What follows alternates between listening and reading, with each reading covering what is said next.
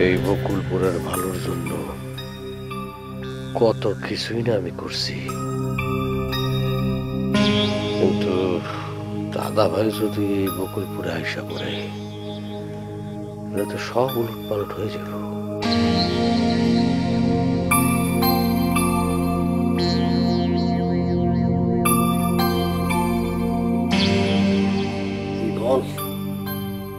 আমারে ফালাই দিলেন না? আমি ফালাইলাম কই? এবারই তো আমারে ফালা দিছে। আমার থেকে বোরহানি তার আপন হয়ে গেছে না? আম্মা কি কথা কইছে আপনারে? না, উগান্ডা বলছে। আপনি দিবার সাথে আমারে মিল করা দিতে যেতেছেন না? হ্যাঁ, ঠিক ধরছে। দাদা ভাই আপনাকে ফ্যামিলির মধ্যে একটা অস্থিরতা সৃষ্টি করার চেষ্টা করতেছে, সফলও হয়েছে। দেখেন, আপনার সুমন্দির সাথে আপনার সম্পর্ক নাই, মানে আব্বাস বেগ। আমার সম্বন্ধে আমারে খুন করতে চেয়েছিল, আপনি জানেন? ভুল। দাদা ভাই তারে দিয়ে এই কথা কয়েছে, সে নিজে এই কাম করছে। আব্বাস বেগ লোকটারে আমি পছন্দ করি না, এটা সত্য, কিন্তু সে এতটা খারাপ না। সে আপনারে খুন করতে চাইব না। এই সব কিছু যা হয়েছে সবই ওই দাদা ভাই নির্দেশ হয়েছে। কি ভাই, কি ভাবতেছেন? এটা নিয়ে আপনার সাথে আমি কোনো কথা বলতেছি না। আর আপনার কথা আমার বিশ্বাস করতে লাগবে কি? আমার নিজের বোধ শক্তি নাই, বিবেক বুদ্ধি নাই। থাকবো না কেন? এত বড় একটা খেলায় নামছেন, বিবেক বুদ্ধি তো অবশ্যই আছে। কিন্তু কথা কি জানেন, বেশি বুদ্ধির প্যাঁচ লাগায় ফেলেছে। গলায় দড়ি কখনো বোকা মানুষের গলায় পড়ে না, চালাক লোকের গলায় পড়ে। আবার পচা শামুকে পাও কাটে বলে একটা কথা আছে, এটা জানেন তো?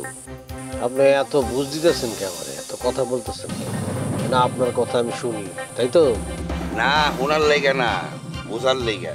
আমার বুঝ হয়ে গেছে। আপনি এখন আপনার কাছে যাইতে পারেন। আমার বুঝ নিয়ে আমারে থাকতে দেন।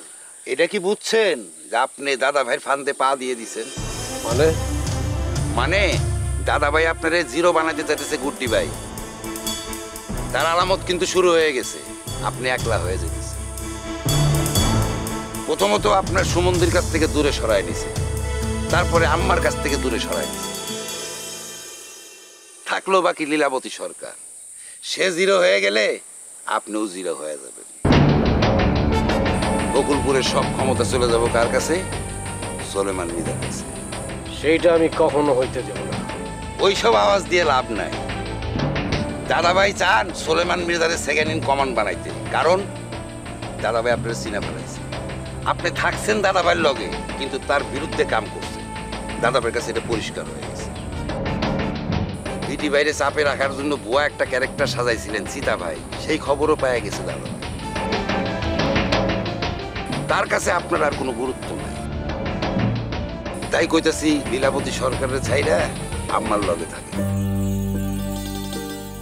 দাদাভাই শুধুমাত্র আম্মার এই ভয় পায়, কারণ সেই একমাত্র মানুষ যে তার ইচ্ছার বিরুদ্ধে যাওয়ার সাহস দেখাইছে। এত সাহস কেউ দেখাইতে পারে নাই। আব্বাস বেগও না, আপনিও না। সোলেমান মির্জারের সেকেন্ড ইন কমান্ড বানালে লীলাবতীর বাপ কি বৈশা বৈশা আঙ্গুল চষবো নাকি? হ্যাঁ, আরে সে তো থাকবোই না, তারা তো খায়া দিব। হ্যাঁ, তার রাস্তা পরিষ্কার রাখবো না। তার কারণে মুসলিম সরকারের লগে দেখা করতে পারে না সোলেমান মির্জা। শোধ নিব না।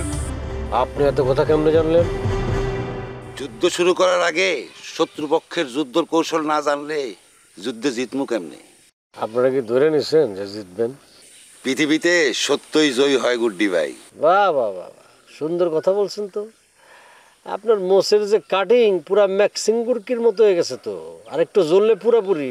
আপনি লেখালেখি শুরু করে দেন তো। অপমান করতেছেন না? না, একটু বাজায় দেখলাম। জান আপনি, আপনার কথা মনে থাকবো। ভুল করেন না গুড্ডি ভাই, আপনার মতো আমিও বকুলপুরের ভালো চাই।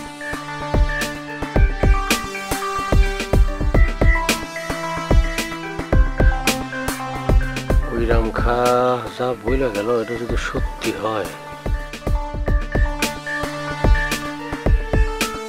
আমার আরো সতর্ক হওয়া লাগবে। বকুলপুর টিভিতে প্রচারিত হওয়ার পূর্বেই সম্পূর্ণ নতুন এপিসোড দেখুন শুধুমাত্র দীপ্ত প্লেতে।